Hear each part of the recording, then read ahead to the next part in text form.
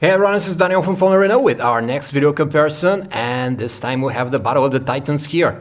This expression gets an entirely new meaning when you pit the Sony Xperia Z Ultra against the Samsung Galaxy Mega 6.3. There have never been phones before with screens that large, so we had to stake a cage match. In one corner is Sony's latest and greatest 6.4-inch phone, stuffed to the gills with a high-res display, a watertight chassis and record-fast processor. In the other is the Mega 6.3, which should be a more budget version of a big screen phone if we look at the mid-range specs, but its price doesn't really convey that. Which one will prevail? Let's find out. Believe it or not, the 6.4-inch Z Ultra is much larger than the 6.3-inch Galaxy phone. As you can see, it is way taller and a tad wider than Samsung's handset, which makes it even more unwieldy to talk on or carry around, for example. Not that with 8mm the Galaxy Mega 6.3 isn't slim, but at just 6.5mm Sony's handset is record thin, which eases handling somewhat. Still, you can forget about comfortable one-handed operation with both handsets, and sitting with those in your pocket is a chore unless you carry combat pants with side pockets all the time. These sizes are actually only suited for purses and talking through a Bluetooth handset, rather than, say, folks with skinny jeans or any jeans for that matter.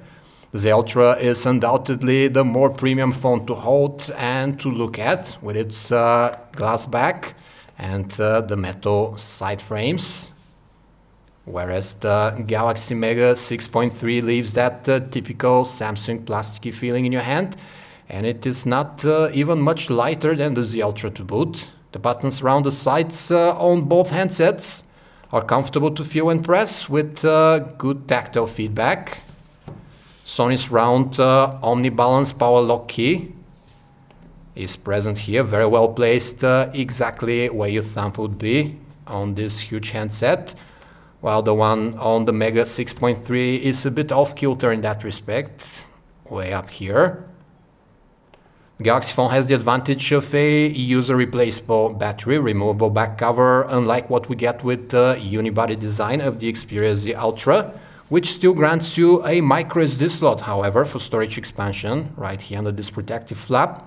Sony's sealed chassis has a major purpose, and it is to give the phone its IP58 certification, which means it can stay in up to 5 feet, 1.5 meters of water for about an hour, which is a huge plus for the Z Ultra when pitted against the Mega 6.3. Just try to watch the final season of Breaking Bad in the bathtub, for example, and you'll see what we mean, how important the waterproof certification of the Z Ultra will turn out to be. The Galaxy Mega 6.3 features an HD LCD display, which is the norm for upper mid-ranges these days. It spreads the 720 by 1280 resolution over the giant 6.3-inch screen, bringing in 233 ppi pixel density. Nothing to write home about, so some text and icon edges will look jagged if you look closer. Sony Xperia Z Ultra, on the other hand, features 1080 by 1920 pixels display, Full HD one with 342 ppi pixel density. So even at that screen size, you'd be hard pressed to tell the individual pixels from a normal viewing distance. Sony uses its new triluminous technology for the panel, which provides more vibrant colors with a richer number of hues on paper, and in reality the whole image indeed looks very appealing without being oversaturated at that. The colors on the Mega 6.3 look duller in comparison and more washed out. As for the outdoorsy performance, both displays exhibit similar peak brightness levels, around 450 nits, but the Galaxy Mega 6.3 sports worse reflectance than the Sony Xperia Z Ultra, so it's harder to tell the image in sunlight, for example. Both displays sport very good viewing angles, which in the case of Sony's phablet is a relief when we remember the narrow angles of the display on the flagship Xperia Z, for example. Sony one-ups the Mega 6.3 display in another aspect as well, since you can write or doodle on it with any regular pen or pencil lying around, instead of a dedicated stylus, and with superior handwriting recognition at that. Let's have a look at the interfaces now. We get Android 4.2.2 on both devices. and surely they'll be updated to Android 4.3 in short notice. The interfaces, as you can see, redraw into landscape mode when you turn the phone sideways, which come pretty handy with such large panels. So both the Touch with Nature UX on the Galaxy Mega 6.3 and the Social Life interface here on the Xperia Z Ultra have dedicated landscape modes, so which should be a must with such large panels. Galaxy Mega 6.3 offers this famed multi-window mode of Samsung. You can put any two apps next to each other, like that. A pretty superior multitasking ability with this 6.3-inch display. Sony Xperia Z Ultra has its small apps version of multitasking, which come up when you press this multitasking on-screen navigational key, and you can flow the calculator, browser window, notes window on top of everything else you're doing underneath,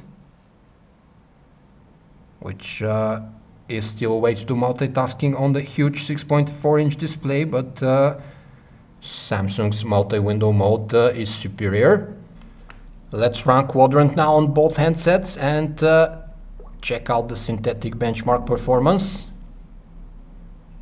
We've got quad-core Snapdragon 800 clocked at 2.2 GHz per core versus a dual-core Snapdragon 400 at 1.7. Just the dry numbers should tell you which one is the speed king here, and it is the Xperia Z Ultra. The handset is so fast that it topped our benchmark results so far. That shows that in the everyday interaction with the phone, there's barely any lag in the interface. There's instant auto-rotate and landscape redraw of the interface, as well as brilliant 3D graphics when you get into gaming mode with the Adreno 330 GPU. Sony's phone also sports more RAM than the Galaxy Mega 6.3. We've got 2 GB here versus 1.5, which further aids performance and multitasking with the phone. Internal memory amount is greater with the Z Ultra 2, double the 8 GB count of Samsung's phone, but both numbers can be built on with a memory card slot. Let's see who fared better. We've got 6,628 on Samsung's phone and 17,758 on the Z Ultra, but we've seen results from it close to the 20,000 mark. A really record fast chipset is this Snapdragon 800 that's on the Xperia Z Ultra. Browsing on these large display panels is one of the activities that eases the pain of carrying around such huge devices. It's again a better experience on Sony's phone, and not because of the negligibly larger screen size, but because of the better quality of the Z Ultra's display. We also get an extremely fast rendering machine, as you can see in both synthetic benchmarks and in real life. Panning, scrolling, zooming, battery smooth and instantaneous on Sony's phone, whereas these actions look a tad choppy in comparison, as you can see on the Mega 6.3. Sony's phone is the first octa-band LTE handset supporting more bands than any other 4G phone on the market, including bands 2 and 4 that US carriers they lock in the phones to these bands on their networks. It also features 42.2 megabits per second HSPA plus pentaband modem for truly global phone abilities. The Galaxy Mega 6.3 supports 42.2 megabits per second as well, but with the European Asian frequencies, and it has a hexaband LTE radio only. Both devices support Wi-Fi radios with support for the fastest, newest AC standard, and we also get Bluetooth 4.0, assisted GPS, FM radio and NFC on both, while Sony adds DNA streaming.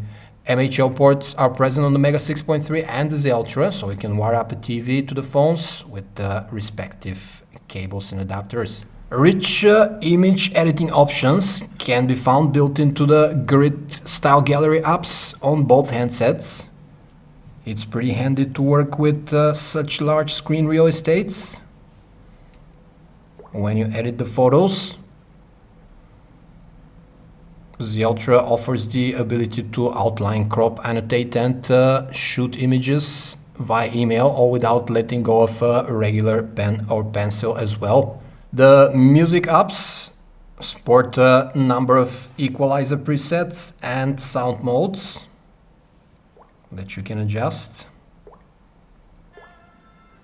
But the phone supports pretty average loudspeakers, which are strong enough but not that adamant on quality sound output, no matter which sound enhancement you apply. Both phones support most major video formats right out of the box, up to 1080p resolution. This is 1080p MKV movie. As you can see, it runs great on both. The Galaxy Mega 6.3 doesn't support DivX for some reason. On the Xperia Z Ultra, however, the footage is in the beautiful native Full HD resolution, plus this superior contrast and anti-reflectance coating on the phone make viewing much better indoors and out compared to the Mega 6.3. It's just a joy to watch on the 6.4-inch tri-luminous display of the Sony Xperia Z Ultra. Both handsets have 8-megapixel cameras on the back, but the one on the Z Ultra lacks an LED flash. We get plenty of scene and shooting modes in the camera apps, plus a number of color effects thrown in.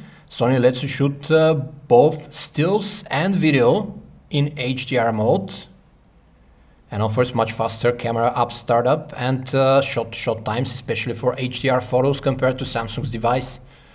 Both phones offer a slightly more saturated look than the scene gives in reality. Luckily, we didn't spot any glaring exposure or white balance issues. Detail captured is in the normal range for 8-megapixel shooters. Noise creeps up significantly more in low light situations when you're shooting with the Z Ultra than the results from the Mega 6.3, and the lack of LED flash makes matters even worse when it's dark around. Video is captured with fluid 30 frames per second in 1080p resolution from the phones, but the Z Ultra has the added advantage here, sporting a superior HDR mode while doing video footage, which evens out the dynamic range and should be left on at all times.